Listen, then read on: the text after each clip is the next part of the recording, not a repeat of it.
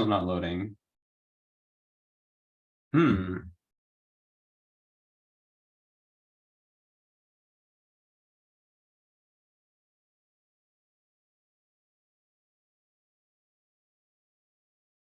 gonna reload Zoom. Give me a second.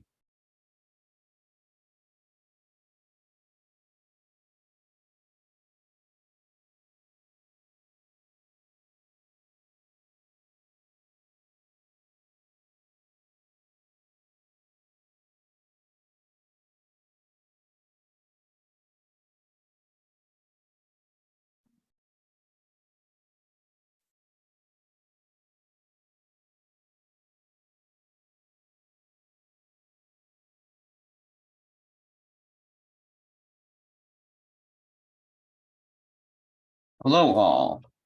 Can you hear me? Can you see me? Yep. Good morning. Morning. Mwahaha. Mwahaha. I have off probe and taken control of the working group meeting.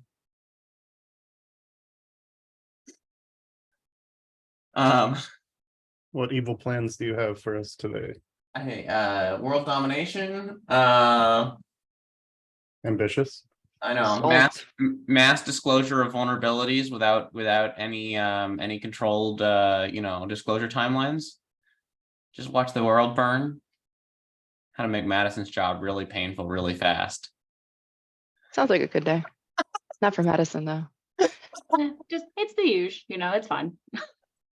Isn't the world always on fire anyway? Yeah, if the world's always on fire, then nothing's on fire. Yeah. There you go. Yeah. Someone sent me this this GIF, not GIF, this meme with respect to a vulnerability that keeps rearing its ugly head. Let me pull it up. Here, screen share.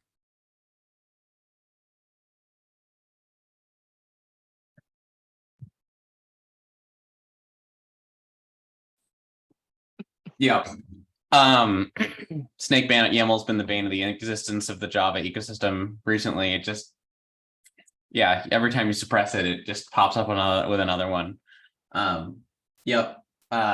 Anyways, welcome to the, yeah, I thought that was funny and we're sharing with the working group. So, yep. All right, let me pull up my calendar, or pull up my,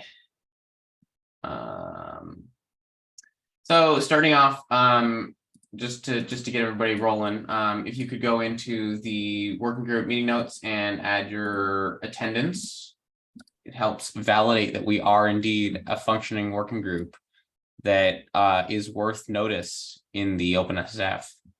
Your attendance validates our existence. No pressure though. Yeah, so we would love a scribe to ascribe what we chat about today. So if anybody wants to take that one on, we'd love to have you. Anybody? Anybody for a scribe? I can try my best. Perfect. Thank you so much. Thank you. Okay. New friends. Do we have anybody this is their first time or they've never piped up before at the working group before and wants to say hello and introduce themselves?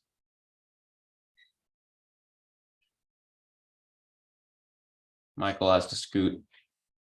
No new friends? Okay. Any opens? Anything that anybody wants to talk about and specifically was not in the meeting notes about anything?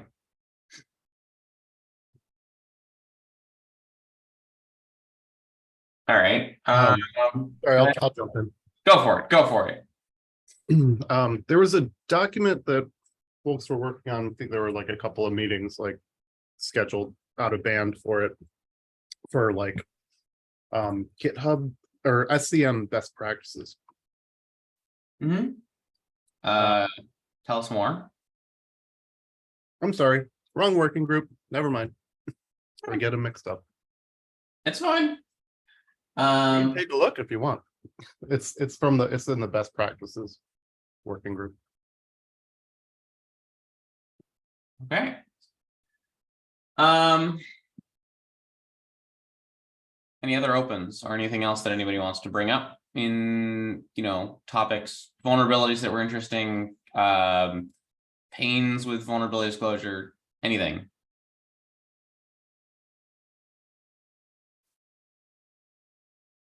Alrighty. Updates from the sub projects. Do we have anybody here from the OSS CERT working group?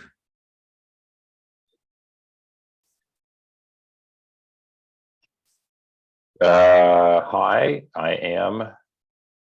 Although, I believe we went as far as canceling or temporarily canceling the weekly meetings. Unless I'm mistaken, the proposal has been written for quite some time and the decision-making process is somewhere in process for whether and or how to actually operate the open source SIRT cert. If anyone knows better than me, please speak up, but that's the last information I have in my head. So the proposal's written, has it been presented to the TAC or has it been, where has it been presented to? I don't know the details. My impression is it has been done. The working group has done everything in its power to present, pitch, seek approvals. And again, I'm pretty sure Crobe asked the calendar maintainers to pause the weekly meetings until something happens. Madison seems to agree. Good. Yeah, Right. yeah, we have it somewhere a couple pages down in our meeting notes for this meeting. Basically, this is paused until the governing board gives them more direction and makes a decision, is the last update we have. Just my naive self. The governing board is going to be deciding whether or not to direct funds to this or not. I think so. I mean, right, this doesn't happen without, either effort or dollars or some combination, right? The proposal talks about, right, is open to the idea of volunteers. Significant volunteer contributions are hopefully, expected or planned, but right, there's the difference between community volunteer and right, OpenSSF member, directs or allows one of their employees to spend 10 hours a week on this versus LF or OpenSSF, pays one full-time person to make sure the thing keeps running. There was some combination of things like that in the proposal. There were lots of effort estimates. So I think it is finally at this point is really a air quotes around it, fund or not, or how much funding. Does it have, I guess, is there a champion for it to the governing board? Crobe? Okay, he's the one I champion. think, I mean, he was the head of the working group chair. He did a lot of the editing, was running the whole thing, and I believe he presented when pitching was a thing. I think he did it. But again, I may have missed something there. Okay, so Crow was the one with the knowledge in his head about that one. Okay. Yeah, if Crobe says something different than what I said, then you go with Crobe. Yeah. Okay. Do you have any other points or comments or anything else that you want to discuss on this topic? I don't really. I will, personal opinion. There are parts of the OSS cert that I think could be executed pretty quickly and would be generally helpful. Other parts would sort of take more upfront work. There was sort of an education training component in there that we debated, right? Does this live in the OpenSSF cert? Does it OSS cert? Does it live elsewhere? I think there are I believe there are a number of other sort of education training, security advice pieces of OpenSSF. So there's some, discussion about where these things should or shouldn't live, or if it does live in the cert, right? How to coordinate or how to, cooperate across pieces of OpenSSF. I will say though, I I have no sense of, right, OpenSSF's sort of resources, priorities. I don't know if and how to make this a priority or not. I don't know if they have 10 other things that are much more important. And also I come from a background of this sort of thing. So of course I'm biased in favor of in favor of doing some parts of it. But I have no sense of where it is in the either, formally or back channel where it is in the decision-making process. I am taking the fact that it's been languishing for a while to mean it is not too high of a priority. But again, that's a very naive observation. Given that Crow seems to be heavily subscribed to a lot of different things and a lot of different initiatives, does anybody from this working group or the SIG want to allocate some time to become a champion of this proposal to the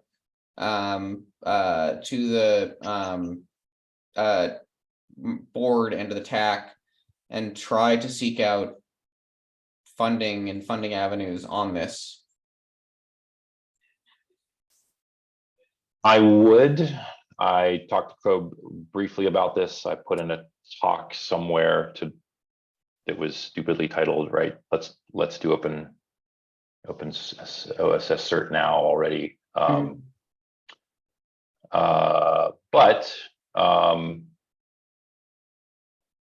yeah, I hard to say if a different person or a different, different champion or a different voice would make a difference.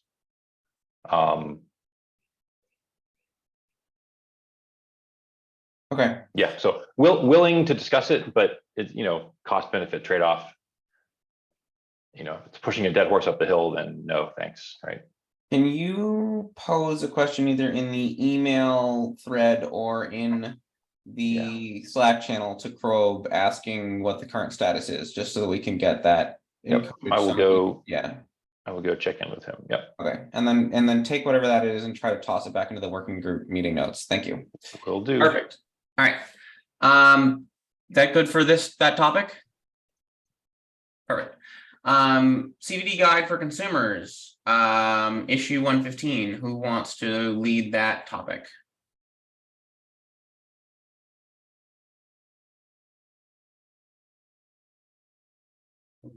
Put it in the doc. Oh, it's Crow's. Okay, we might want to wait on that one if Crow is not here. I think his ask there is just who would love contributors to work on the document. He made the document an issue. There's not a lot in it. So I suspect he's just asking for more contributors. Sure.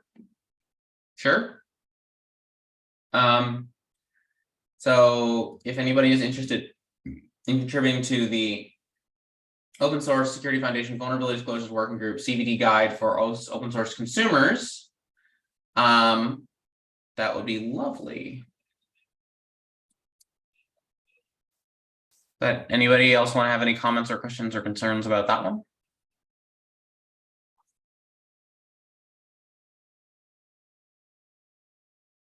Alrighty then, I will take over with the projects that I've been leading on this charge.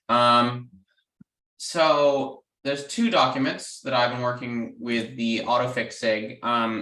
First, so for the AutoFix SIG, just a heads up, the meeting time has changed. We're now new meeting time.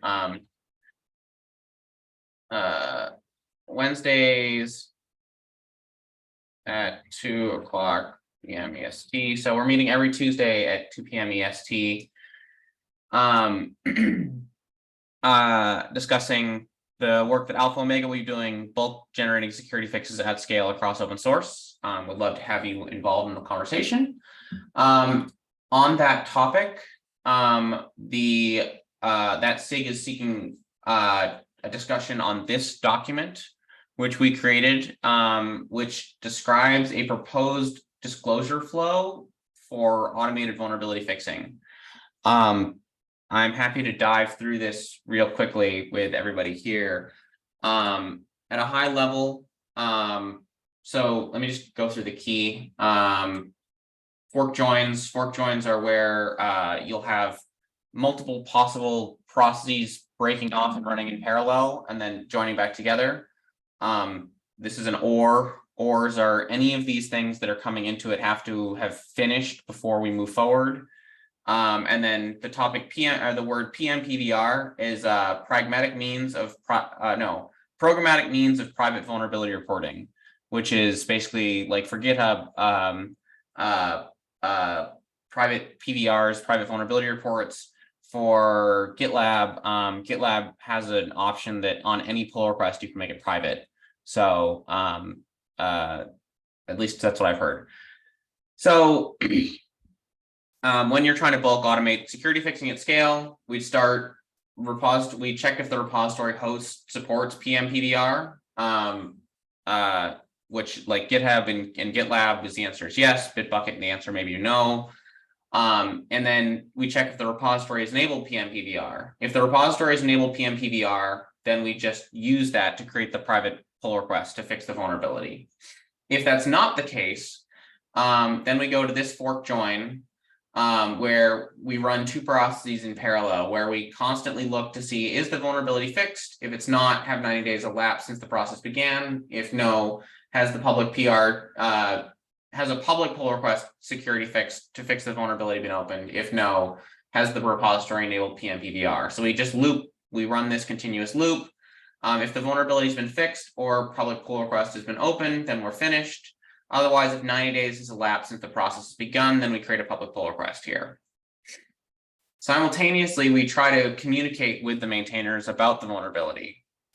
So we use Michael Scavetta's OpenSSF disclose check thing that code that he wrote to try to find contact emails on the repository that we're trying to report the vulnerability to.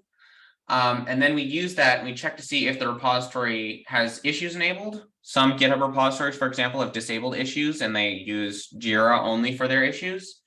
If issues and emails are found, then we go down both of these flows. But if we only find if we only find that issues are enabled, but not emails, or if we only find emails, but not issues, we go down one of these two exclusive flows. The top one up here is following issue-based private vulnerability reporting, where we attempt to reach out to the maintainer via a public issue where we say, create a new issue requesting that they enable PMPVR. Otherwise, if there's an existing issue that's been created, we use that issue. If the issue is closed or deleted without a response, then we immediately go to assuming the vulnerability. We immediately complete the step. Or if the issue has been open for at least 35 days, we just complete this phase. Meanwhile, assuming that we can find an email to communicate with, we send automated emails with the vulnerability details, a request to enable PMPVR, and then the fix is a patch file.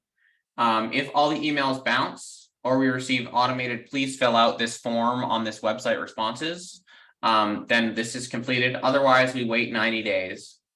But alternatively, there's two different flows. There's either you wait 90 days or you can engage in this flow. This is up to the implementation, like a decision that the person implementing the specification can follow. They can either just wait 90 days, or if they get a response that this is not a vulnerability, then they can immediately create a public pull request. Otherwise, you wait 90 days since the email was sent, and then this side is completed. So if both of these completed, right, if the issue flow is completed and the email flow is completed, if the repository at this time is not enabled PMPVR, then you create a public pull request. Otherwise, you end, and this will trigger the public disclosure because 90 days have since the process began, a public pull request will get opened. So either flow on this, a public pull request gets opened if they're unresponsive. This is a high-level flow, proposed flow for automated disclosure. Would love to hear any feedback, questions, concerns about this proposed flow from the SIG.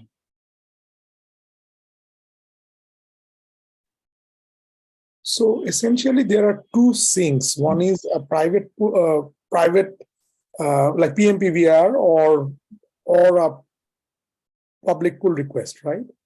Correct. So the public pull request, it is like they're just shown differently. So is there a reason like this has like a rectangle, whereas that's like a pentagon? You're saying this one versus Yeah, this? yeah, that one, yes. So this is going to link out to another document, which I haven't done anything with yet, but this will be another flow. This one is a predefined process that'll be described in the document. I see. Okay. And Yeah. and there's the loop that's just underneath that PMPVR. What's the frequency of executing that loop? With this one here, Yes. your choice. Okay. Yeah, it's just, you can throw whatever delay you want in there. Just, this is the loop. This is the set of conditions you should iterate over before making a step. Okay. Chris? Yeah, just one thing I noticed that I didn't notice the other day. What happens right at the beginning if the host doesn't support PMPVR? Oh, good question. I would imagine maybe we go into that Yeah. loop below, just If waiting and let it wait 90 days and Well, so if the host doesn't support PMPVR, it's a good question. If the host doesn't support PMPVR, I think that we go immediately into this flow over here. okay, yeah, I think that makes sense. Starting here. Mhm. I think the only thing that's missing though out of that flow is the 90 days elapsed. Creating a public pull request. Right. So that is a conditional that has no option. Thank you. That's a good spot. I'll fix that. We're meeting in at 2 p.m. and so I'll fix that between now and the next meeting. Sounds good. Yeah, let me just add a comment. No, I have upgraded. I own this. Oh, good Lord. I own a license with this thing. Why is it telling me I need to upgrade? All right, add a note. Needs a no. Okay. All right.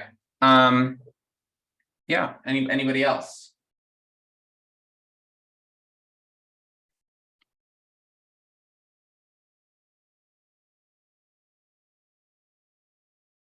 Okay. Any I'll put you on the spot, but anybody from a repository host that will be the target of this sort of work want to have any comments? Bitbucket, GitLab, anybody like that? GitHub?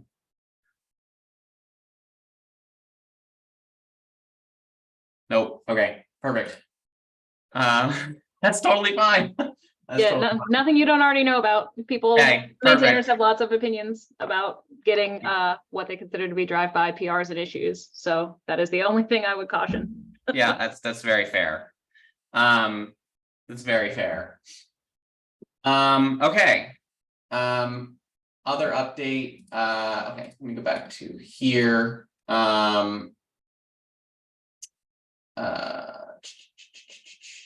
Autofix.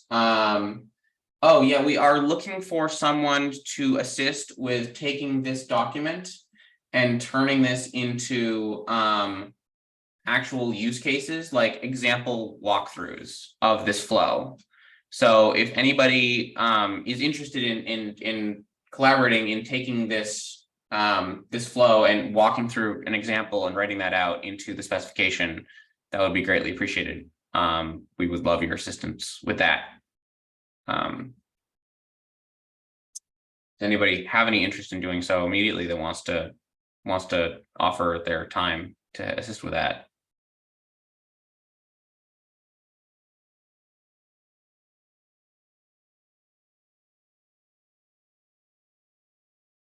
Okay. All right. What else? And then from there, once we have this, we're going to start working back on the original specification document describing vulnerability disclosure flow. Perfect. Okay. next topic. Does anybody else have any other things they want to talk about for the AutoFix SIG before we move on?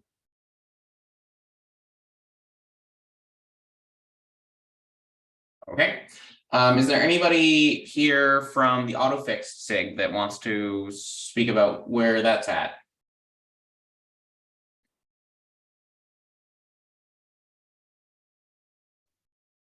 Nothing you haven't covered, I think. Right. Is the AutoFix, is OpenVex, what is the current status of that SIG? So from the OpenVex, I thought you said the AutoFix. No, OpenVex. Yeah, does anybody know what the current status of OpenVex is? So I did attend, I think not the last meeting, but the one before that.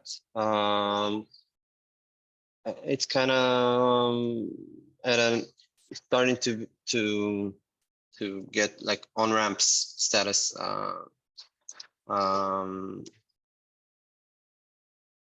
The first couple of meetings, they just kind of presented the schema and the project, and there was a discussion about possible like directions to take the group.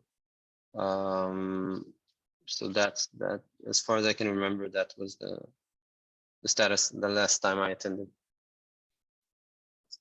Does that SIG have regular meetings currently, or are they still kind of ad hoc?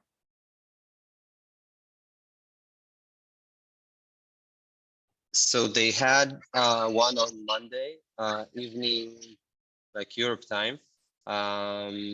But I think it dropped from my schedule, at least from the calendar. So I'm not sure where it's like, what's the current status? Because yeah, no, so it's still there. So it's 10 p.m. on my clock, which is probably like 3, no, I don't know, Eastern time.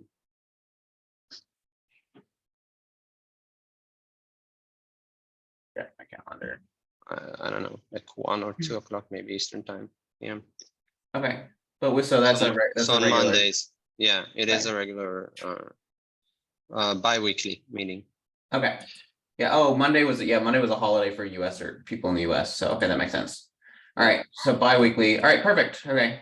Good to hear that that is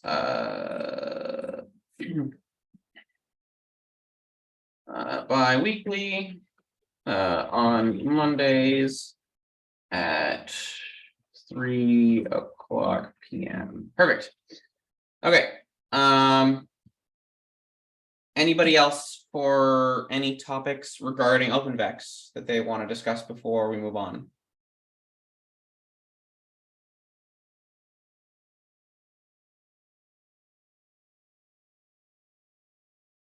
Okay. Anybody from Open OSV, the Open Source Vulnerability Project? I guess that's right. That's OSV. Is that what it stands for? Open Source Vulnerability? I think so. Okay. Does that project have a regular SIG meeting or a regular project? I don't think it's a SIG in OpenSSF. It's a I project. could be wrong. It's a project. Okay. Okay. Who is running that, or who is in charge of OSV?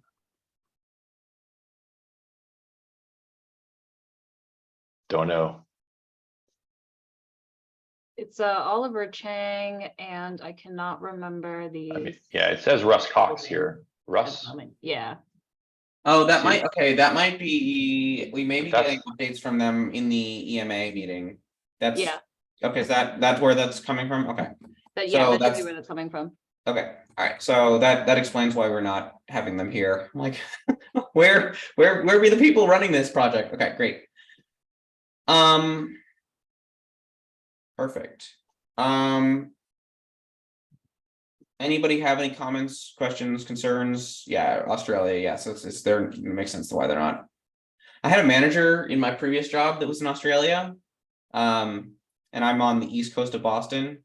My day would be like I'd be done finishing my day at 5-6 p.m. and he'd be waking up really early to meet with me. And it was terrible. I loved working with him as a manager, but good Lord, having your manager be in Australia is a hard when you're on the East Coast. Yeah. Okay. All right, no, it's not EMA. This is EMA. It's, what is it? What's the other meeting slot called? It's APAC. APAC, thank you. Okay, all right, perfect. Okay, are there any other sub-projects that I'm missing here that are not listed? Okay. I have an open, then if we have time. I just want to kind of give an update on, this is not under the this working group. It's under the securing software repositories working group. But just an update from last, I don't know, I don't think I presented this in this working group. I presented it in the APAC call. Is that correct? The Great Artifact Repository Security Audit. Did I present that at this meeting last week? I don't think so. Okay. Nobody's saying yes. Okay. So high level, this is a proposal that I've put together to try to fund. So, okay. So the postulate that I'm basing this upon is, we have a lot of artifact servers in the industry, right? NPM, Ruby Gems, PyPy, or PyPI. I'm saying that wrong. I'm sorry. Please don't hate me. Maven Central, Gradle Plugin Portal, NuGet, right? All these artifact servers. I posit that because these artifact servers are predominantly not sold to corporations, they are available for free for open source and for anybody to consume. Because of that, these things that are fundamental to the supply chain are yes, I can share a PDF. I think Art, I think I've posted it a PDF version of it in the email in the vulnerability disclosure working group. I'll go look first. Thanks. Yep. Okay. If not, it's either in the Slack or in the email. So harass me if it's not. Okay. Yep, we'll do. Perfect. Okay. So I posit that all these major artifact servers that, you know, because their software is given away for free, most of the time the forcing function on requiring a pen test is the software being purchased, right, from a company. And so I'm not sharing my screen. That's probably okay. So the idea behind this is, because these things have never been purchased, because there's never been a pen test done, we have this critical infrastructure out there that's likely not been thoroughly security tested. And I would like to change that. And so the proposal for this proposal is, let's actually get the money together and pay for pen tests and red team engagements against the organizations that run this critical infrastructure. It's based upon a couple of postulates. Central artifact server repositories are freely available, operate as both a public service and as a significant cost center for the organizations that run them, i.e. they do not generate revenue and are often expensive to run. And as a cost center, they are likely under-resourced and under-maintained. Also, dependency resolvers and publishers are available for free. They're open source, and their development and maintenance is a cost center. And there's likely never been sufficient market forces justify spending additional money commissioning a pen test against this infrastructure. For community-run artifact servers, it's likely that they've never had enough money to actually pay for a pen test. And also pen tests are expensive, require dedicating time and resources to actually addressing the vulnerabilities identified. So it's a pain point that, you know, nobody's willing to be a champion for. I have been signed out. Great. PG. There we go. Hopefully I wasn't just kicked out of my company. I don't think that's something. Anyways, so the idea behind this is, let's actually get these audits done. The thing that's relevant to this working group is the proposal around leveraging the vulnerability disclosure working groups and the open source security foundations model vulnerability disclosure policy as the policy for disclosing the vulnerabilities found under this audit. The way that would work is if the repository is run by a community, i.e. a non-for-profit, then the audit would be performed for free, and the OpenSSF or whoever's running this project would also pay for a contractor to come in, or some resource to help fix these vulnerabilities that are identified as part of this audit.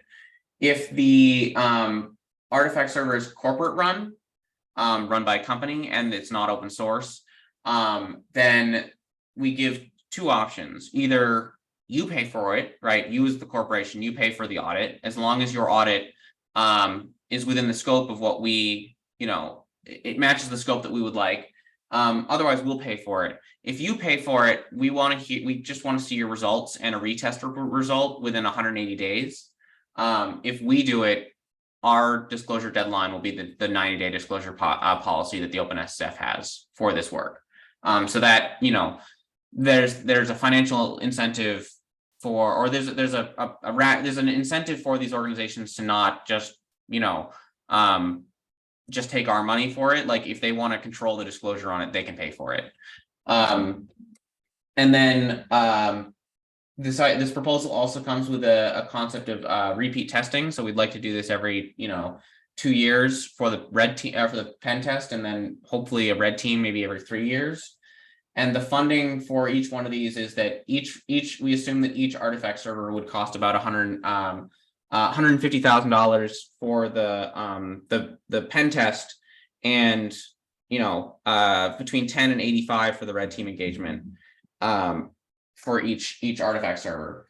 For public disclosure parts of this, the vulnerabilities that are found as a part of the audit would be publicly disclosed.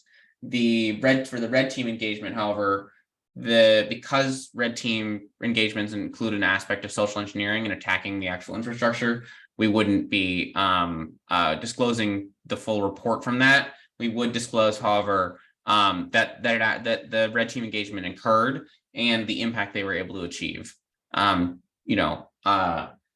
And currently, the who, as to who we would involve in this, we would like to involve GitHub for NPM, Gradle for the Gradle plugin portal, JFrog for the Conan Center, Sonatype for Maven Central, Ruby for Ruby Gems, PyPy for Python Software Foundation, Golang, Drupal, Cargo, Docker, NuGet. There's some questions about Alere. Actually, there's Drupal and Alere too that we were considering maybe not including immediately, and then packages for PHP. So I've actually taken this proposal and sent an email out to all of the security teams for all these different artifact servers, except for GitHub and NuGet, because their contact is security@Microsoft. And that's a very large black box that I don't want to try to shuffle this email into, because I'm just going to get, this is not a security report, go away. But all the other park packaging ecosystems have been reached out to directly to try to propose this and say, would you like to be involved? And the meetings for this will be happening both in the Securing Software Repositories Working Group meeting and there's a SIG now that is meeting in that same time slot every Thursday, where the working group meeting is not. So the meetings are at 9 a.m. on Thursdays. So if you are interested in this topic, would love to see you. And yes, Madison, I would love the contact information for the PM or the security lead, specifically directly for NPM, so that I don't have to go through the security @ And also, if you have contacts with the NuGet team, that would also be helpful, because NuGet is also Microsoft. I don't know if that's too far afield of where you're working in. No, I can reach them. Okay, perfect. Yeah, if you could toss me their email addresses, I will. I have a canned, or not a canned, but I have an email that I sent to all the other artifact servers, and I'll just continue sending that to them as well. And the only other thing is there's a follow-on work proposal of potentially at the end of this, funding after the first wave of audits is done, potentially funding a bug bounty program to encourage future research into the area of securing software repositories. It's not necessarily in the scope of this immediately, but yeah. That was a lot. Any questions about this topic? I've got a brief comment that fits right in the follow-on work section. Yeah, critical component may be underserved security-wise. Auditing it, funding an audit for it, great. Yes, that's a point in time thing. So bug bounty is an option. Repeat the audit every. So yep, thank you. Rolling basis. You don't have a time frame yet. I saw a 2-year upfront. Yep. Okay. Yep. Are follow-on audits any cheaper, or is it still just a full clean audit every time, basically? I don't know how these things really work. I guess I don't it's a know. whole new. Yeah. Okay. That's a really good question. It probably depends upon whether or not we are hiring the same firms. Yeah. And yes, so this is a proposal that is also collaboration with OSTIF. I just had a chat with Amir. Okay. And Amir was the one that came up with the cost of, he's like, when we've done audits, they've run about $150,000 each. Yeah. So that's, yeah, I'm logged out, so I can't even approve my own proposed change. Yeah, I can here. Yeah. Yeah. Okay. No, got it. Yeah, you've already thought of this. The last I looked at this, for real, then I might have spent money on it. I came across at least one firm with a paradigm of more of a continuous thing, as opposed, and it's a reasonable response to, we did an audit, great. Okay, now what? Time went by, right? So there are, it's probably a subscription-ish business model which has its own issues, but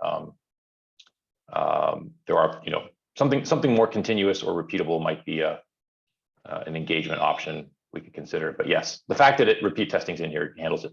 So never mind. Yeah. Thanks. Yeah. The just in terms of managing this continuously occurring, right? I believe that I work for the OpenSSF, I work for the Linux Foundation, but I don't think that I'm the right resource to run this long term. The proposal does call for at least one staff member to be assigned from the OpenSSF to manage this on a continuous basis. It's probably not a full-time resource, right? This is not something they need to be doing full-time, but it is going to be some chunk of time that will require a full-time person managing and making sure is occurring. So yes, that's another aspect of this, that because I don't think that a working group of a bunch of volunteers is necessarily the right place to make sure that something like this reoccurs on a regular basis. Yeah, agreed.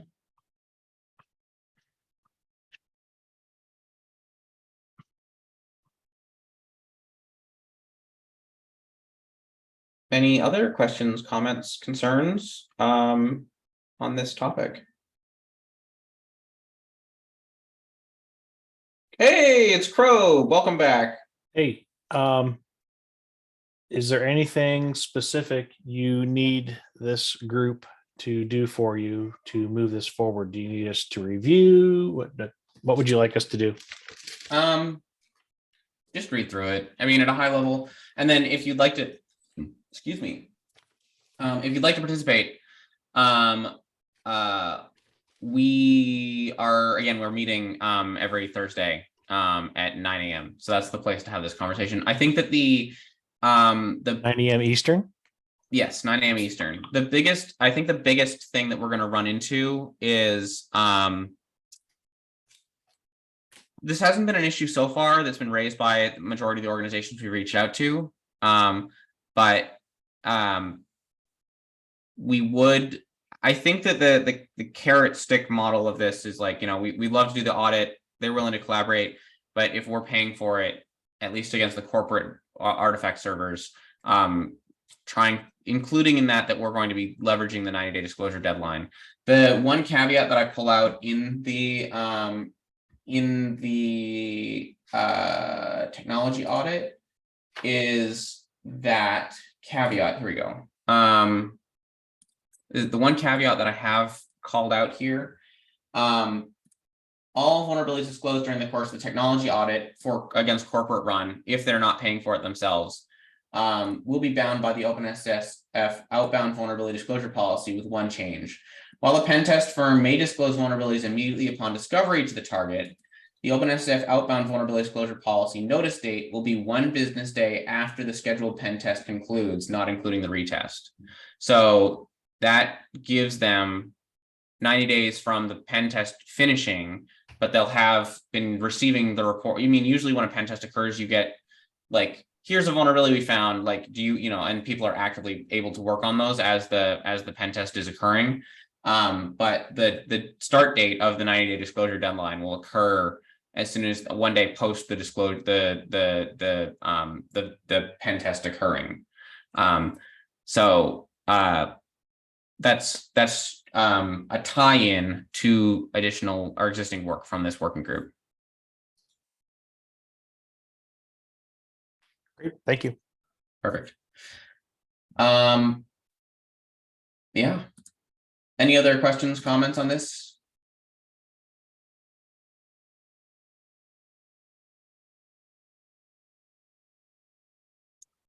Okay. Crow, going back to you. There's 2 topics that I wanted to ask you about because you were not here. Do you want Me to or this amazing group? I know. Do you want to dive into anything about this, the CVD guide for consumers? I would love to get people expressing interest to assist in starting to write that. Perfect. Anything else on that one? Nope. Perfect. OpenVexSig. Yes. Do you know what the status of this is? Status is green. Perfect. We're splitting the meetings up, that every other one is going to be technical, focused on the spec and the software. And then the alternate meetings will be focused on evangelism and ecosystem and tool engagement. So things are going well. Got Okay. a pretty excited group of folks participating there. So every other meeting, technical alternate meetings will be what you said? Community oriented? Evangelism. Okay. I'm probably butchering this. Did I spell that right? Nope, I did not. Evangelism. It's microscopic for me. I can't see. Thank you. Okay. That's helpful. The OSS cert SIG. Yep. That's 3 things, not 2. Yeah, sorry, you're right. The OSS cert SIG. There was a question here about what is its current status? Beige. And it's currently under review by assorted funding parties. So it's kind of on hold for now. Okay. Are you the champion for this initiative, or do you need someone else to champion it? Do you have the resources to adequately champion this if you are the champion for it? Anyone that's interested in helping is welcome, but I have been handling it myself. So far, we had an interview with the new executive director of the foundation, Omkar, kind of explaining what that and the education SIG were about. And we are planning on how we want to move forward as we both update and rewrite the mobilization plan, but also circle back to the people that had put funding pledges together to see if those were topics that inspired them to throw money at us. Okay. If there's anything that anyone is interested in collaborating on the cert SIG that costs $0, they are welcome to participate. But anything that needs money, we have to kind of wait.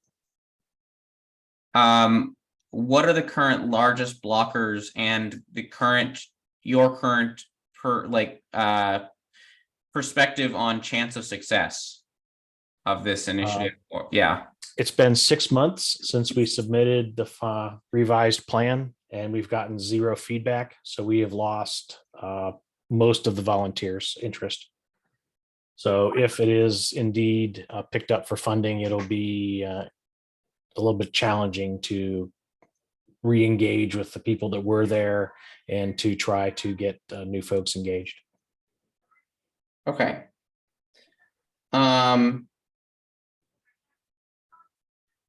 Okay, all right, that's good to know. Do you, I don't think I can allocate any of my time, but yeah, if anybody else is interested in making this a reality, you know, Art, you seem like one of the few people that's like, you know, really got you and Madison both seem pretty would like to see this occur. Yeah, if there's anything that anybody, is there anything that anybody can do to help push this forward or evangelize it to the Hey. the right people that you think would help in this moment? Anybody that's interested is welcome to read the plan. There are many items there that don't require funding that could be worked on by volunteers and just people talking and working out process. And we would like to go interview like upstream maintainers and security teams. So we had an idea of putting together a survey. So there's a lot of things that could be done. And if anyone's welcome, I can get operations to turn the meeting back on. But after 6 months of me showing up saying there's no update, people stopped showing up, and I got tired of hanging out for 15-20 minutes each time. That's very fair, very fair. Okay, is this that was the one that Emily from Apple was also involved in, right? Yeah, she was involved. She's also involved in the education. Yeah, so there were a lot of folks involved. You know, Art, myself, Randall, Emily. Okay. Okay. Yeah. All right. We have 6 minutes, 7 minutes left. Does anybody else have anything else that was not covered in this meeting that they want to address before we adjourn?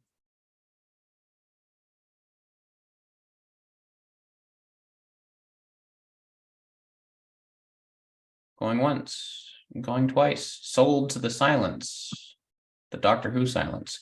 All right, you guys, yay, there we go. Thank you for whoever's writing on my screen, I appreciate it. All right, I want to thank you guys all for coming, or you all for coming. And I hope to see some of you at 2 o'clock at the Vulnerability Disclosure Autofix Working Group SIG meeting. Yeah. Catch you real soon, and keep the internet secure with us. Thank you. Thank all. you. Bye.